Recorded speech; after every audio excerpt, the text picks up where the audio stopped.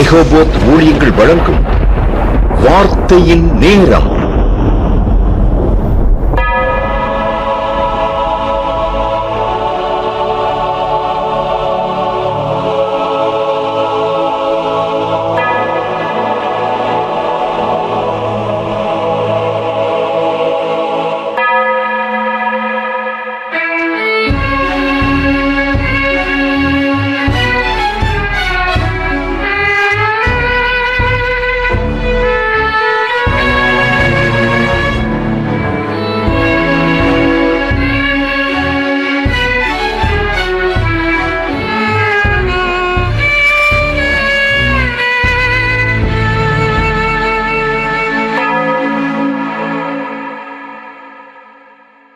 ஆராய்ந்து முடியாத பெரிய காரியங்களையும் எண்ணி முடியாத அதிசயங்களையும் செய்கின்ற சர்வ வல்லமையுள்ள தேவனுக்கே துதியும் கனமும் வல்லமையும் மாட்சிமையும் புகழும் என்றென்றைக்கும் உண்டாயிருப்பதாக.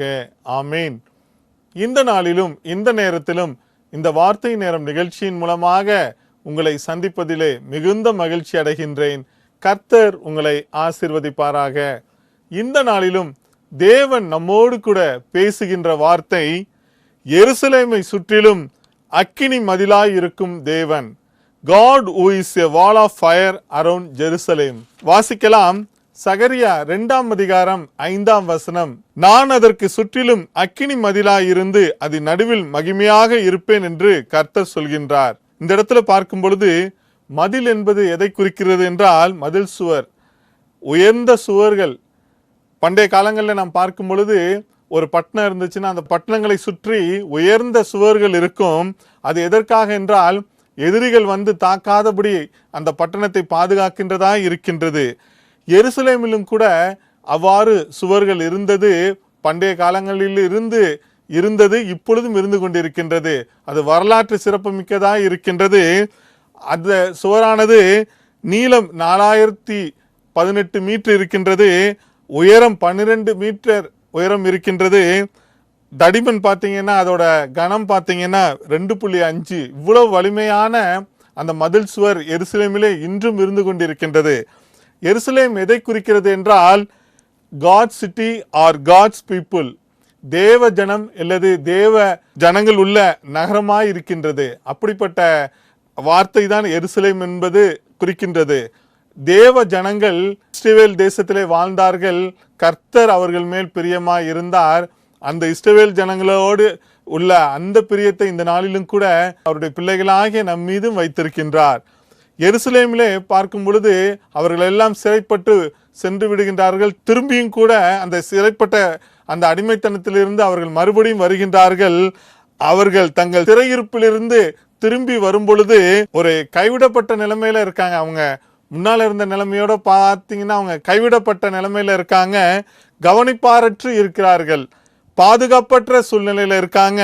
பயமும் துக்கமும் எப்பொழுதும் அவங்களோடு கூட இருந்து கொண்டிருக்கின்றது. நம்பிக்கையற்ற சூழ்நிலையில இருந்து கொண்டிருக்கின்றார்கள். எதிரிகளின் தாக்குதல் எந்த நேரத்தில் இருக்கலாம் என்ற ஒரு பயம் இருந்து கொண்டிருக்கின்றது.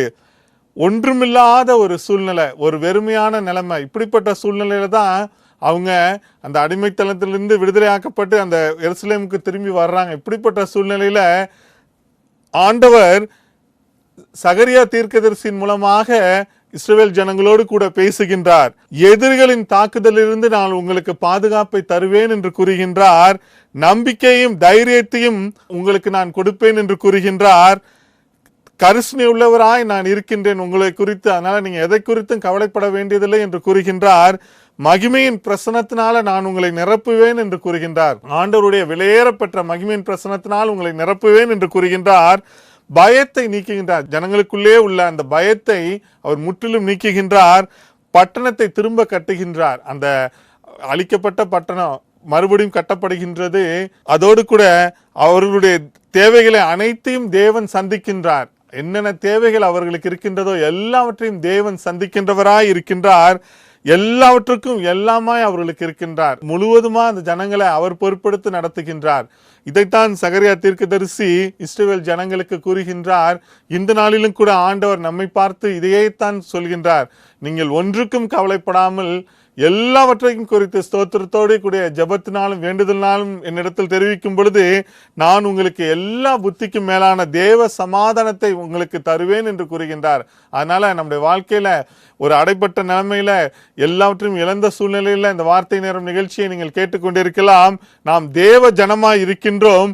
சாதாரணமாக நம்முடைய வீடுகளிலே நாம் பார்ப்போம் என்றால் பாதுகாப்பிற்காக சுற்றிலும் சுற்றுச்சுவர் எழுப்புவது வழக்கம். நல்ல உயர்ந்த சுவர்களை எழுப்புவோம். ஏனென்றால் எந்த தீங்கு வராதபடி நாம் பாதுகாத்து நம்மை வைத்துக் கொள்வதற்கு. அது உலக பிரகாரமான காரியமானால் ஆண்டவர் இந்த நாளிலும் கூட தேவனே நமக்கு ஒரு சுவராய் இருக்கின்றார், ஒரு ஃபயர் வாலா இருக்கின்றார். அவரே நம்மை பாதுகாப்பு வளையத்தில் நம்மை வைத்து அக்னியினால் நம்மை பாதுகாக்கின்ற தேவனாய் இருக்கின்றார். அவர் நமக்கு அக்னி சுவராய் இருப்பதின் மாத்திரமல்ல, அவருடைய மகிமையின் பிரசன்னத்தினால அவர் நம்மை நிரப்பி பாதுகாக்கின்றவராய் இருக்கின்றார். ஏசாயா 61 அதிகாரம் 4 இவ்வாறு கூறுகின்றது, அவர்கள் நெடுங்காலம் பாழாய் கிடந்தவைகளை கட்டி பூர்வத்தில் நிர்மூலமானவைகளை எடுப்பித்து தலைமுறை தலைமுறையாய் இடிந்து கிடந்த பாழான பட்டணங்களை புதிதாய் கட்டுவார்கள் என்று கூறப்பட்டுள்ளது. இந்த இடத்துல நாம் பார்க்கும் பொழுது நெடுங்காலமாய் பாழாய் கிடந்தது மற்றும் பூர்வத்தில் நிர்மூலமானது எல்லாவற்றையும் தலைமுறை தலைமுறையாய் இடிந்து கிடந்த எல்லாவற்றையும் அந்த பட்டணங்களையும் தேவன் கட்டுகின்றார். இது எதை குறிக்கிறது என்றால் நம்முடைய வாழ்க்கையும் கூட பல ஆண்டுகளாக நாம் ஒருவித வளர்ச்சியும் இல்லாமல் நம்முடைய வாழ்க்கையில எல்லாவற்றையும் இழந்த சூழ்நிலையில என்னுடைய எதிர்காலம் என்னவாய் இருக்கும் என்று நாம் சோர்வுற்று இருக்கலாம். இந்த நாளிலும் கூட ஆண்டவர் நம்மோடு கூட பேசுகின்றார். இந்த நாளிலும் நான் உன்னோடு கூட இருந்து உனக்காக யாவையும் செய்வேன், அக்கினி மதிலாய் இருந்து உன்னை பாதுகாப்பேன், அதோடு கூட என்னுடைய மகிமையின் பிரசனத்தினால உன்னை நிரப்புவேன் என்று கூறுகின்றார். சகரிய காலத்துல தேவன் சொன்ன அந்த வாக்குத்தத்த வசனங்களை இந்த நாளிலும் கூட ஆண்டவர் நம்மோடு கூட பேசுகின்றார். அக்கினி மதிலாய் இருந்து பாதுகாப்பேன் என்று கூறுகின்றார். அப்படிப்பட்ட தேவன் இந்த நாளிலும் கூட அவர் நமக்கு பாதுகாப்பை தருகின்றார். இந்த நாளிலே தேவன் நம்மோடு கூட இருக்கின்றார், நம்மை சுற்றி இருக்கின்றார், நம்மை பாதுகாக்கின்றார், அவருடைய பிரசன்னத்தினால் நம்மை நிரப்பி இருக்கின்றார். அப்படிப்பட்ட தேவன் இந்த நாளிலும் கூட நம்மோடு கூட இருக்கும் பொழுது நாம் எதற்கும் கவலைப்பட வேண்டியதில்லை. ஏனென்றால் நாம் தனிமையாய் இல்லை, நம்மோடு கூட தேவன் இருக்கின்றார். எருசலேமை சுற்றிலும் அக்கினி மதிலாய் இருக்கும் தேவன் 3 காரியங்களை தேவ ஜனத்திற்கு தருகின்றார் என்று பார்க்கலாம். முதலாவது பார்க்கலாம், எருசலேமை சுற்றிலும் அக்கினி மதிலாய் இருக்கும் தேவன் தேவ ஜனத்திற்கு தேவ பாதுகாப்பை தருகின்றார். இந்த நாள்ல நாம் வாழ்ந்து கொண்டிருக்கின்ற காலம் மிகவும் கொடிய காலமாய் இருக்கின்றது. எந்தவித நிச்சயமும் இல்லை. வீட்டை விட்டு கிளம்பினாலும் சரி, வீட்டுக்குள்ளே இருக்கும் பொழுதே நமக்கு பாதுகாப்பற்ற ஒரு சூழ்நிலைகள் இருக்கின்றன. வெளியிலே செல்லும் பொழுதும் சரி, ஒரு பாதுகாப்பற்ற சூழ்நிலையிலே நாம் கடந்து செல்கின்றோம். ஆண்டவருடைய சுத்த கிருபை தான் நம்மை பாதுகாக்கின்றது. அப்படிப்பட்ட நேரத்திலே நமக்கு ஒரு டிவைன் ப்ரொடெக்ஷன் தேவை, தேவ பாதுகாப்பு தேவை. அந்த பாதுகாப்பை தேவன் நமக்கு தருகின்றவராய் இருக்கின்றார். சங்கீதம் 46:1 இவ்வாறு கூறுகின்றது, தேவன் நமக்கு அடைக்கலமும் பலனும் ஆபத்து காலத்தில் அனுகூலமான துணையுமானவர் என்று. தேவனே நமக்கு அடைக்கலமாய் இருக்கின்றார், பாதுகாப்பின் அரணாய் இருக்கின்றார். நம்முடைய வாழ்க்கையில் உள்ள ஆபத்தான சூழ்நிலைகளிலே நாம் கடந்து செல்லும் பொழுது, ஒருவேளை இந்த நேரத்தில் நாம் ஆபத்தான சூழ்நிலைகளிலே கடந்து சென்று கொண்டிருக்கலாம். இந்த சூழ்நிலைகளிலே தேவன் நமக்கு ஒரு அனுகூலமான துணையாய் இருக்கின்றார். அவர் நம்மை தனிமையாய் விடுவதில்லை, நமக்குள் வாசம் செய்து நம்மோடு கூட அவர் இருக்கின்றார், நம்மை சுற்றிலும் பாதுகாக்கின்றவராய் இருக்கின்றார். அதனால ஒரே ஒரு காரியம் நம்ம என்ன செய்ய வேண்டும் என்றால், நம்முடைய வாழ்க்கையை முழுவதுமாக ஆண்டவருக்கு ஒப்பு கொடுக்க வேண்டும். ஒரு டோட்டல் சரண்டர் நம்முடைய வாழ்க்கையில் இருக்கணும். நம்முடைய சிந்தைகள் ஆண்டவருக்குள்ளதாக இருக்க வேண்டும். நம்முடைய செயல்கள் ஆண்டவருக்குள்ளாக இருக்கும் பொழுது அவருடைய பாதுகாப்பு நித்தமும் நம்மை வழிநடத்துகின்றதாய் இருக்கின்றது. சங்கீதம் 34:7 இவ்வாறு கூறுகின்றது, கர்த்தருடைய தூதன் அவருக்கு பயந்தோர் சூழ பாளையம் இறங்கி அவர்களை விடுவிக்கிறார் என்று. தேவ தூதர்கள் நமக்காக இறங்கி வந்து நமக்கு பாளையம் சூழ இறங்கி நம்மை பாதுகாக்கின்றார்கள். ஆண்டவர் நமக்கு ஒவ்வொருவருக்கும் ஒரு தேவ தூதர்களை தருகின்றார். அவர்கள் நம்மை பாதுகாக்கின்றவர்களாய் இருக்கின்றார்கள். அந்த பாதுகாப்பின் தூதர்கள் நம்முடைய போக்கிலும் வரத்திலும் இது முதற்கொண்டு என்றென்றைக்கும் நம்மோடு கூட இருக்கின்றார்கள். அதனால நாம முழுவதுமா அவரோடு கூட ஆண்டவரோடு கூட இணைந்த வாழ்க்கையை வாழும் பொழுது நிச்சயமாகவே அந்த பாதுகாப்பான சூழ்நிலையிலே நாம் அனுதினமும் இருந்து கொண்டிருக்கலாம்.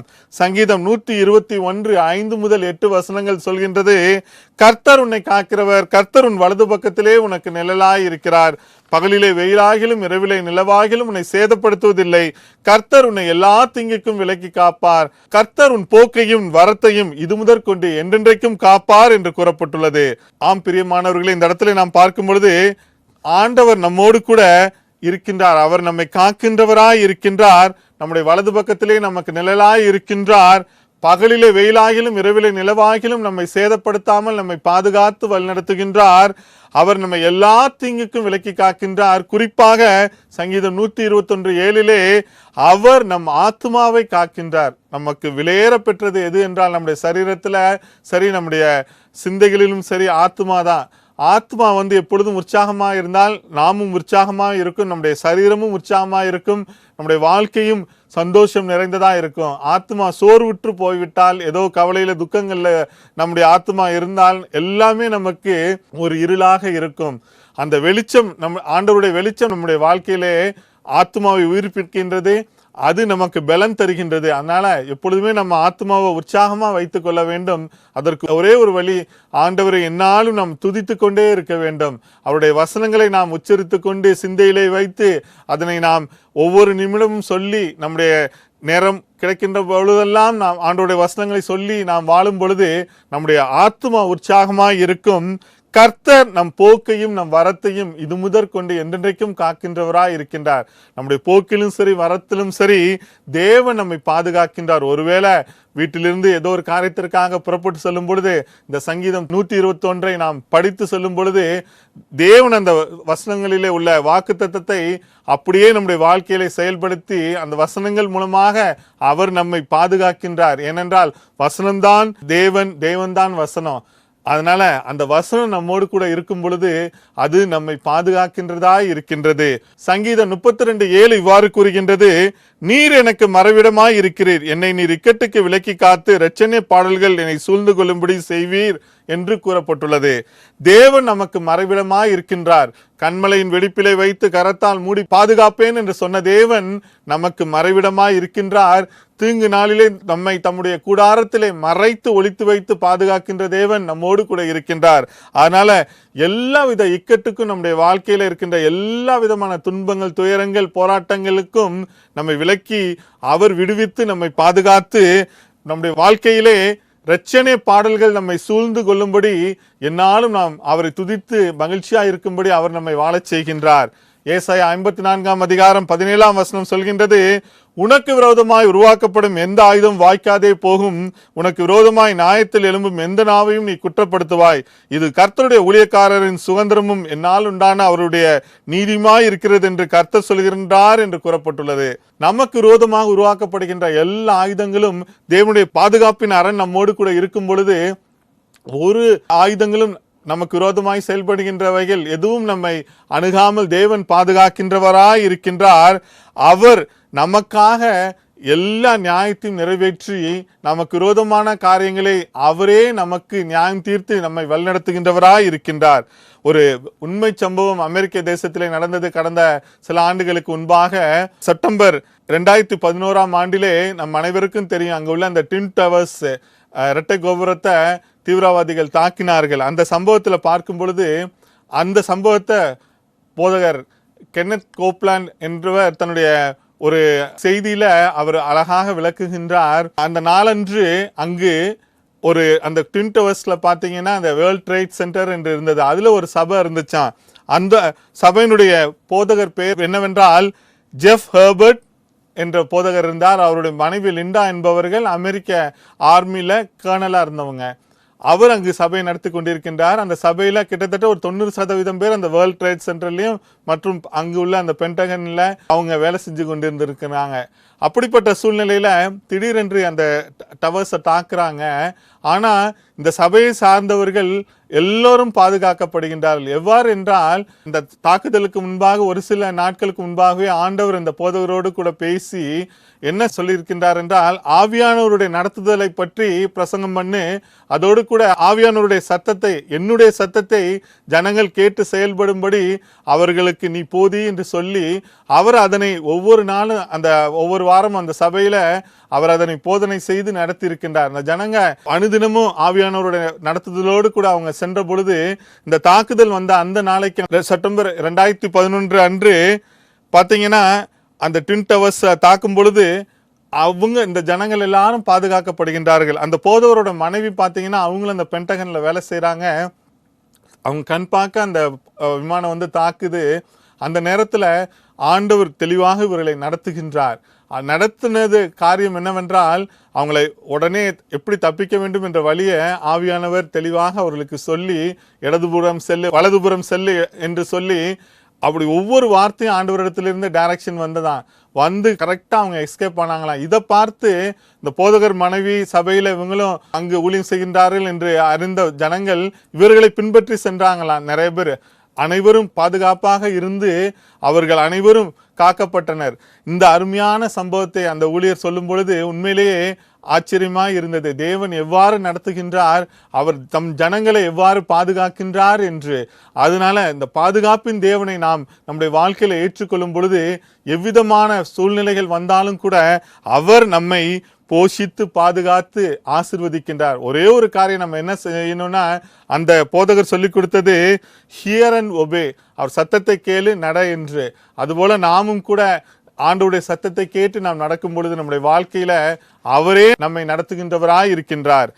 இரண்டாவதாக நாம் பார்க்கலாம், எருசலேமை சுற்றிலும் அக்கினி மதிலாயிருக்கும் தேவன் தேவ ஜனத்திற்கு திட நம்பிக்கையும் தைரியம் தருகின்றார் என்று பார்க்கலாம். உபாகமம் 31 அதிகாரம் 6 வசனம் இவ்வாறு கூறுகின்றது, நீங்கள் பலம் கொண்டு திடமனதாய் இருங்கள், அவர்களுக்கு பயப்படும் திகைக்கவும் வேண்டாம், உன் தேவனாகிய கர்த்தர் தாமே உன்னோட கூட வருகிறார், அவர் உன்னை விட்டு விலகுவதும் இல்லை, உன்னை கைவிடுவதும் இல்லை என்று சொன்னான் என்று கூறப்பட்டுள்ளது. பலம் கொண்டு திடமனதாயிருங்கள் என்ற ஆண்டவர் இந்த நாளிலும் கூட உங்களோடு கூட பேசுகின்றார். நீங்கள் பயப்படவும் கலங்கவும் வேண்டாம், எந்த சூழ்நிலை குறித்தும் நீங்கள் பயப்படவும் கலங்கவும் வேண்டாம். ஏனென்றால் உங்கள் வாழ்க்கையில உங்களுக்கு நம்பிக்கையை தந்து உங்களை தைரியப்படுத்துகின்ற தேவன் நான் இருக்கும் பொழுது நீங்கள் எதற்கும் கவலைப்பட வேண்டியதில்லை என்று தேவன் சொல்கின்றார். நான் உன்னோடு கூட இருக்கின்றேன், நான் உன்னை விட்டு விலகுவதும் இல்லை, உன்னை கைவிடுவதும் இல்லை என்று சொல்கின்றார். அதனால நம்ம எதற்கும் பயப்பட வேண்டியதில்லை, எதற்கும் கலங்க வேண்டியதில்லை.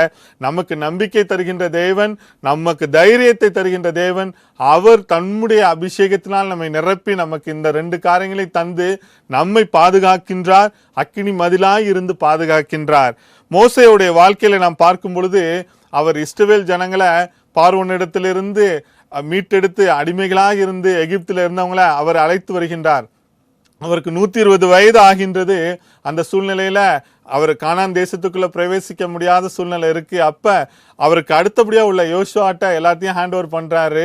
அப்ப இஸ்ரவேல் ஜனங்களிடத்துல அவர் சொல்கின்றார், மோசே இஸ்ரவேல் ஜனங்களை நோக்கி, உபாகம் 31 அதிகாரம் 2 வசனத்திலே பார்க்கும் பொழுது, நான் 120 வயதுள்ளவன், இனி நான் போக்குவரத்துமாய் இருக்கக்கூடாது, இந்த யோர்தானை நீ கடந்து போவதில்லை என்று கர்த்தர் என்னோட சொல்லியிருக்கின்றார் என்று சொல்கின்றார். அதனால நான் யோர்தானை கடந்து நான் வரமாட்டேன். அதனால உபாகம் 31 அதிகாரம் 3 வசனத்திலே இவ்வாறு கூறுகின்றார், உன் தேவனாகிய கர்த்தர் தாமே உனக்கு முன்பாக கடந்து போவார், அவரே உனக்கு முன்னின்று அந்த தேசத்தாரை அழிப்பார், நீ அவர்கள் தேசத்தை சுதந்தரிப்பாய், கர்த்தர் சொன்னபடியே யோசுவா உனக்கு முன்பாக கடந்து போவான் என்று கூறுகின்றார். அதனால கர்த்தர் தெளிவாய் மோசையோடு கூட பேசி சொல்கின்றார், நீ இந்த இடத்தை விட்டு, நீ யோர்தானை விட்டு நீ யோர்தானுக்கு அக்கறையில போறதில்லை, அதனால யோசுவாட்ட கொடு எல்லாவற்றையும் என்று சொல்லி எல்லா பொறுப்புகளையும் கொடுத்து விடுகின்றார். அதோடு கூட ஜனங்களையும் அவர் தைரியப்படுத்துகின்றார், நம்பிக்கையை தருகின்றார். கர்த்தர் உங்களோடு கூட வருகின்றார், கர்த்தர் உங்களுக்காக உங்களோடு கூட இருந்து அவரே நடத்துவார் என்று கூறுகின்றார். மோசே பாத்தீங்கன்னா உபாகம் 31:7 பின்பு மோசே யோசுவாவை அழைத்து இஸ்ரவேல் எல்லோரும் பார்த்திருக்க அவனை நோக்கி, பலம் கொண்டு திடமனதாயிரு, கர்த்தர் யோசுவாவை அழைப்பித்து இவர்களுக்கு கொடுப்பேன் என்று இவர்கள் பிதாக்களுக்கு ஆணையிட்ட தேசத்துக்கு நீ இந்த ஜனத்தை அழைத்து கொண்டு போய் அதை இவர்கள் சுதந்தரிக்கும்படி செய்வாய் என்று கூறுகின்றார். மோசே சொல்றாரு யோசுவாட்ட, நீ எல்லாவற்றையும் சுதந்திரித்துக் கொள்வாய், கர்த்தர் உனக்கு ஆணையிட்டபடியே என்று இந்த ஜனங்களுக்குரிய ஆசீர்வாதத்தை உன் மூலமாக கர்த்தர் கொடுப்பார் என்று கூறுகின்றார். ஆம் பிரியமானவர்களே, இந்த நாளிலும் கூட நம்முடைய வாழ்க்கையில எந்தவித சூழ்நிலைகளிலும் கலங்கி இருந்தாலும் கூட ஆண்டவர் உங்களோடு கூட பேசுகின்றார். நம்மோடு கூட அவர் வருகின்றார். அவர் நமக்கு தைரியத்தை தந்து, நமக்கு நம்பிக்கையை தந்து அவர் நம்மை வழிநடத்துகின்றார். ஏசாயா 41:10 சொல்கின்றது, நீ பயப்படாதே, நான் உன்னுடனே இருக்கிறேன், திகையாதே, நான் உன் தேவன், நான் உன்னை பலப்படுத்தி உனக்கு சகாயம் பண்ணுவேன், என் நீதியின் வலதுகரத்தினால் உன்னை தாங்குவேன் என்று கூறுகின்றார். அவரே நம்மை ஏந்தி தாங்கி சுமந்து தப்புவிக்கின்ற தேவனாய் இருக்கின்றார். அதனால நாம் எதற்கும் கவலைப்பட வேண்டியதில்லை, சோர்ந்து போக வேண்டியதில்லை. ஆண்டவர் நம்மோடு கூட இருக்கின்றார். அவர் நம்மை பாதுகாக்கின்றார், அவர் நம்மை நடத்துகின்றார். உபாகம் 3:22 பார்க்கும் பொழுது, உங்கள் தேவனாய் கர்த்தர் தாமே உங்களுக்காக யுத்தம் பண்ணுவார் என்று கூறப்பட்டுள்ளது. ஆண்டவர் நமக்காக நம்முடைய சூழ்நிலைகளே அவரே இறங்கி வந்து யுத்தம் செய்கின்றவராய் இருக்கின்றார். உபாகம் 3:24 அவர் சொல்கின்றார், கர்த்தராகிய ஆண்டவரே, நீர் உமது அடியேனுக்கு உமது மகத்துவத்தையும் உமது வல்லமையுள்ள கரத்தையும் காண்பிக்க தொடங்கினீர் என்று கூறுகின்றார். இந்த இடத்துல பார்க்கும் பொழுது யோசுவாவுக்கு தேவன் அவருடைய கரத்தின் காரியங்களை எல்லாவற்றையும் அவருக்கு ஃபேவரபிளா தருகின்றார். அந்த அவ்வளவு பெரிய இஸ்ரவேல் ஜன கூட்டத்தை மோசே நடத்தினாரு, அதோடு கூட அவர் விட்டு விடவில்லை. நான் உன்னோடு கூட இருக்கிறேன், நான் உன்னை விட்டு விலகுவதும் இல்லை, உன்னை கைவிடுவதும் இல்லை என்று சொல்லி யோசுவாவும் கூட இருந்து அந்த ஜனங்களை அழகாக கானான் தேசத்திற்குள்ளாக அழைத்து வருகின்றார். இந்த நாளிலும் கூட நம்முடைய வாழ்க்கையிலும் கூட எவ்விதமான போராட்டமான சூழ்நிலைகள், அவமானம் நிறைந்த சூழ்நிலைகள், துக்கம் நிறைந்த சூழ்நிலைகளிலே நாம் இருந்தாலும் கூட தேவன் நம்மை அழகாக நடத்தி, மோசேயை கொண்டு நடத்தின தேவன், யோசுவாவை கொண்டு நடத்தின தேவன் நம்மோடும் கூட இருந்து நமக்காக யுத்தம் செய்து அவரே நமக்கு எல்லாவற்றையும் வெற்றி சிறக்க பண்ணுகின்றவராய் இருக்கின்றார். மூன்றாவதாக நாம் பார்க்கலாம், எருசலேமை சுற்றிலும் அக்கினி மதிலாய் இருக்கும் தேவன் கவனிப்பாரற்ற தேவ ஜனத்துக்கு தேவ கவனிப்பை தருகின்றார் என்று பார்க்கலாம்.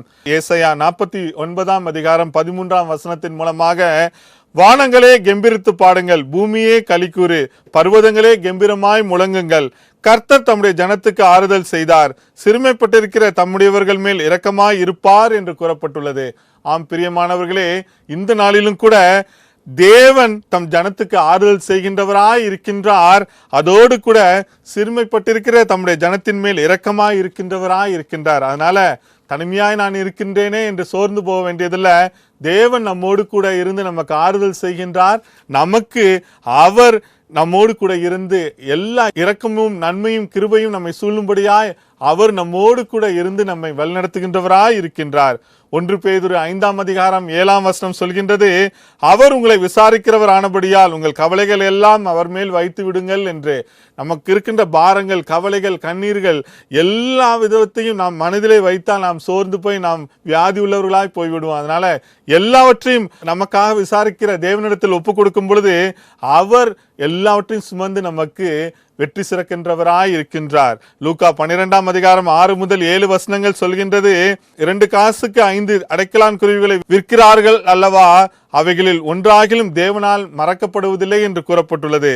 உங்கள் தலையில் உள்ள மயிரையெல்லாம் எண்ணப்பட்டிருக்கின்றது, ஆகையால் பயப்படாதிருங்கள், அநேகம் அடைக்கலான் குருவிகளை பார்க்கலும் நீங்கள் விசேஷித்தவர்களாய் இருக்கின்றீர்கள் என்று கூறப்பட்டுள்ளது. அதனால தேவன் ஒரு சின்ன அடைக்கலான் குருவிக்கே அவர் கரிசனை உள்ளவராய் இருக்கும் பொழுது நம்மை குறித்து, அவர் படைத்த நம்மை குறித்து அவர் எல்லா காரியங்களும் செய்ய ஆயத்தமாக இருக்கின்றார். ஒரே ஒரு காரியம், நம்முடைய வாழ்க்கையை முழுவதுமா அவருடைய கரத்துல கொடுத்துடணும். எல்லா சூழ்நிலைகளிலும் அவரை சார்ந்து இருக்கும் பொழுது, அவரை நம்மோடு கூட அழைத்து செல்லும் பொழுது நிச்சயமாகவே அவர் நம்மை எல்லா சூழ்நிலைகளிலும் வெற்றி சிறக்க பண்ணுகின்றார், நம்மை கூட இருந்து நடத்துகின்றார். சங்கீதம் 23 பார்க்கும் பொழுது, கர்த்தர் நம் மேய்ப்பராய் இருந்து அவர் நம்மை தாழ்ச்சியடையாமல் வைக்கின்றார், அவர் நம்மை புல்லுள்ள இடங்களில் மேய்த்து அமர்ந்த தண்ணீரில் அண்டையில் நடத்துகின்றார், அவர் நம் ஆத்துமாவை தேற்றி நம்முடைய வாழ்க்கையிலே நம்மை நீதியின் பாதையில் நடத்துகின்றார். நாம் மரண இருளின் பள்ளத்தாக்கிலே நடந்தாலும் பொல்லாப்புக்கு பயப்பட வேண்டியதில்லை. தேவன் நம்மோடு கூட இருக்கின்றார். அவருடைய கோலும் தடியும் நம்மை தேற்றுகின்றது. நம்முடைய சத்துருக்களுக்கு முன்பாக ஒரு பந்தியை ஆயத்தப்படுத்தி அவர் நம்மை அபிஷேகத்தினால் நிரப்புகின்றார். நம் ஜீவனுள்ள நாளெல்லாம் நம் வாழ்க்கையிலே நன்மையும் கிருபையும் தொடரும்படியாய் செய்கின்றார். அப்படிப்பட்ட தேவன் இந்த நாளிலும் கூட உங்களோடு கூட பேசுகின்றார். வேதத்துல நாம் பார்க்கும் பொழுது லூக்கா 8:43 முதல் 48 வசனங்களிலே பெரும்பாடுள்ள ஸ்திரியை குறித்து பார்க்கலாம். 12 ஆண்டுகளாக இந்த பெரும்பாடுள்ள ஸ்திரீ தனக்கு இருந்த பணங்கள் எல்லாம் செலவழித்து டாக்டர்கிட்ட தன்னுடைய வியாதி நிமித்தம் அவ்வளோ கஷ்டப்பட்டு எல்லாவற்றையும் இழந்து விட்ட சூழ்நிலையில இயேசுவானவர் அந்த பகுதியிலே வரும் பொழுது அவருடைய வஸ்திரத்தை தொட்டாகிலும் சுகம் பெறலாம் என்று எண்ணி போய் அதை தொடுகின்றார். அதனை அறிந்த தேவன் லூக்கா 8:46 வசனத்தில் அதற்கு இயேசு என்னிலிருந்து வல்லமை புறப்பட்டதை அறிந்திருக்கின்றேன் என்று கூறுகின்றார். இந்த இடத்துல பார்க்கும்பொழுது அங்கு பேதுரு சொல்றாரு, திரளான கூட்டம் இருக்காங்க, இதுல எப்படி நீங்க கண்டுபிடிச்சீங்க உங்க வஸ்திரத்தை யாரோ தொட்டாங்கன்னு? இல்ல, என்னிடத்திலிருந்து ஒரு வல்லமை புறப்பட்டது என்று. அந்த வல்லமை கடந்து போய் அந்த ஸ்திரீக்கு சுகத்தை தந்தது. அப்பொழுது லூக்கா 8:48 வசனத்திலே அவர் அவளை பார்த்து, மகளை திடன் கொள், உன் விசுவாசம் உன்னை இரட்சித்தது, சமாதானத்தோட போ என்றார். ஆம் பிரியமானவர்களே, இந்த நாளிலும் கூட அந்த பெரும்பாலுள்ள ஸ்திரீயினுடைய விசுவாசம் அந்த சகோதரியை இரட்சித்தது. சமாதானத்தோட கூட அந்த சகோதரி சென்றாள். இந்த நாளிலும் அந்த இயேசுவினிடத்திலும் கடந்து வந்த வல்லமை நமக்குள்ளாகவும் கடந்து வருகின்றது. அவரை நோக்கி பார்க்கும் பொழுது இப்பொழுதே எந்த வியாதிகளிலே நாம் இருந்தாலும் கூட இயேசுவின் வல்லமை இப்பொழுதும் கடந்து வந்து எல்லா வியாதியின் கூறுகளை நம் இடத்திலிருந்து நீக்கி வியாதியை உன்னிலிருந்து விலக்குவேன் என்ற வாக்குத்தத்தத்தின்படி எல்லா விதமான வியாதி தேவன் இந்த நாளிலும் கூட நீக்கி உங்களுக்கு சுகத்தை தருகின்றார், அற்புதம் செய்கின்றார். எருசலேமை சுற்றிலும் அக்கினி மதிலாயிருக்கும் தேவன் 3 காரியங்களை தேவ ஜனத்திற்கு தருகின்றார் என்று பார்த்தோம். தேவ ஜனத்திற்கு தேவ பாதுகாப்பை தருகின்றார், தேவ ஜனத்திற்கு திட நம்பிக்கை தைரியம் தருகின்றார், கவனிப்பாரற்ற தேவ ஜனத்திற்கு தேவ கவனிப்பை தருகின்றார். கடைசியாக உன்னத பாட்டு 4:12 வசனத்திலே பார்க்கும் பொழுது, என் சகோதரியே, என் மணவாளியே, நீ அடைக்கப்பட்ட தோட்டமும் மறைவு கட்டப்பட்ட நீரூற்றும் முத்தரிக்கப்பட்ட கிணறுமாய் இருக்கின்றாய் என்ற அந்த வாக்குத்தத்தத்தை தேவன் தருகின்றார். எப்படி ஒரு அடைக்கப்பட்ட தோட்டத்துல பாதுகாப்பு சுற்றிலும் அடைக்கப்பட்டிருக்கும், அதோடு கூட மறைவு கட்டப்பட்ட நீரூற்று பார்த்தீங்கன்னா அந்த தண்ணி வேஸ்ட் ஆகாம சுற்றி அந்த நீரூற்றை சுற்றிலும் ஒரு பாதுகாப்பின் அரணாக போல கட்டி வச்சிருப்பாங்க. முத்தரிக்கப்பட்ட கிணறு பார்த்தீங்கன்னா அதை முத்தரிப்போடு இருக்கும் பொழுது எந்த ஒரு காரியமும் அதுக்குள்ள விழுந்துராது, அந்த அளவுக்கு பாதுகாப்பா இருக்கும். அது போலதான் நம்முடைய வாழ்க்கையிலும் கூட தேவன் நமக்கு எல்லா விதத்திலும் பாதுகாப்பை தருகின்றவராய் இருக்கின்றார். நம்முடைய வாழ்க்கையில் இயேசுவின் இரத்தத்தினால, இயேசுவின் அபிஷேகத்தினால, இயேசுவின் வார்த்தையினால, இயேசுவின் கிருபையினால, இயேசுவின் நாமத்தினால அவர் நமக்கு வேலையெடுத்து நம்மை எல்லா சூழ்நிலைகளிலும் பாதுகாத்து நம்மை ஆவிக்குரிய பிரகாரமாகவும் சரீர பிரகாரமாகவும் உலக பிரகாரமாகவும் நம்மை ஆசீர்வதிக்கின்றார். கர்த்தர் நமக்கு எல்லா நன்மைகளையும் தந்து நம்மை ஆசீர்வதிப்பாராக. ஆமேன். ஜெபம் செய்வோம். ஆராய்ந்து முடியாத பெரிய காரியங்களையும் எண்ணி முடியாத அதிசயங்களையும் எங்கள் வாழ்க்கையில செய்கின்ற எங்கள் அன்புள்ள இயேசு சுவாமி, அப்பா பிதாவே, இந்த அருமையான இந்த வார்த்தை நேரம் நிகழ்ச்சியின் மூலமாக எருசலேமை சுற்றிலும் அக்கினி மதிலாயிருக்கும் தேவன் 3 காரியங்களை எங்களுக்கு தருகின்றீர் என்று பார்த்தோம். தேவ ஜனத்திற்கு தேவ பாதுகாப்பை தருகின்றீர், தேவ ஜனத்திற்கு திட நம்பிக்கையும் தைரியத்தையும் தருகின்றீர், கவனிப்பாரற்ற தேவ ஜனத்திற்கு தேவ கவனிப்பை தருகின்றீர் என்று பார்த்தோம். அப்பா, இப்பொழுதும் கூட இதோ பிறந்த பிள்ளைகளுக்காக ஜெபிக்கிறேன் சுவாமி. இந்த கால சூழ்நிலைகளால அவங்க சரீரத்தில் எந்த பாதிப்பும் இல்லாதபடி நீர் இயேசுவின் இரத்த கோட்டைக்குள்ளாக மறைத்து பாதுகாத்து கொள்ளுங்கப்பா. பள்ளியிலே கல்லூரியிலே படிக்கின்ற பிள்ளைகள் இப்பொழுதும் தேர்வை நோக்கி சென்று கொண்டிருக்கின்றார்கள். எழுத போகின்ற பிள்ளைகள், எழுதியிருக்கின்ற பிள்ளைகளுக்கு நீர்தாமே அவர்களோடு கூட இருக்க வேண்டும் என்று ஜெபிக்கின்றேன் சுவாமி. உம்முடைய ஞானத்தின் ஆவியினால் நீர் நிரப்ப வேண்டும் என்று ஜெபிக்கிறேன் அப்பா. இதோ தேவன் நமக்கு பயமுள்ள ஆவியை தராமல் பலமும் அன்பும் தெளிந்த புத்தியுள்ள ஆவியை தந்திருக்கின்றார் என்ற அந்த வாக்குத்தத்த வசனத்தின்படி பிள்ளைகளுக்கு வேண்டிய தெளிவான ஞானத்தை தந்து விசேஷித்த உம்முடைய அபிஷேகத்தை தந்து அவர்கள் சிறந்த முறையில் ஒவ்வொரு பாடங்களிலும் அவர்கள் தேர்ச்சி பெற்று உமக்கு சாட்சியாய் நீர் அவர்களை எழுப்ப வேண்டும் என்று ஜெபிக்கின்றேன் சுவாமி. இப்பொழுதும் வேலைக்காய் காத்திருக்கின்ற பிள்ளைகளுக்கு வேலைக்கான வழிவாசல்களை திறந்தரள வேண்டும் என்று ஜெபிக்கிறேன் ஐயா. நீண்ட நாட்களாய் திருமணத்திற்காய் காத்திருக்கின்ற பிள்ளைகளுக்கு திருமண வாழ்க்கையை கட்டளையிட்டு அவர்களை ஆசீர்வதித்தரள வேண்டும் என்று ஜெபிக்கின்றேன் அப்பா. குடும்பத்திலே சமாதானம் இல்லாத பிள்ளைகளுக்கு தெய்வீக சமாதானத்தை தந்து உன் அலங்கத்திற்குள்ளே சமாதானமும் உன் அரண்மனைக்குள்ளே சுகமும் இருப்பதாக என்ற வாக்குத்தத்தத்தின்படி நீர் காத்துக்கொள்ள வேண்டும் என்று ஜெபிக்கிறேன் ஐயா. இப்பொழுதும் கூட அப்பா, வியாதியிலே கஷ்டப்பட்டு கொண்டிருக்கின்ற பிள்ளைகளுக்கு நீரே ஒரு விசை இறங்கி வந்து வியாதியை உன்னிலிருந்து விலக்குவேன் என்று சொல்லி தேவ தேவரீர் ஒரு விசை இறங்கி அவர்களுக்கு சௌக்கியம் ஆரோக்கியம் வர பண்ணி அவர்களை குணமாக்கி அவர்களுக்கு பரிபூர்ண சமாதானத்தையும் சத்தியத்தையும் வெளிப்படுத்துங்கப்பா. பிசினஸ்ல தோல்வியை சந்தித்துக் கொண்டிருக்கின்ற பிள்ளைகளுக்கு நீரே இறங்கி வந்து அவர்கள் வாழ்க்கையில ஒரு யூட்டர்னை தந்து சுவாமி நீங்க அவங்கள பிசினஸ்ல பழையபடி அவர்கள் முன்னேறி சென்று ஒரு உயர்ந்த ஸ்தானத்தை அடைம்படியாக கிருபை பாராட்டுங்க.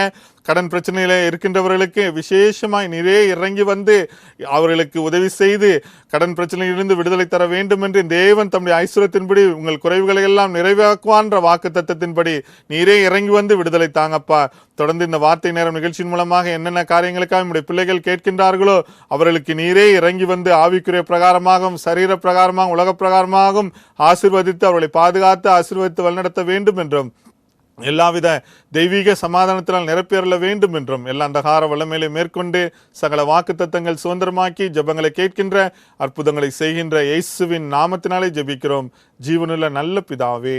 ஆமேன், ஆமேன்.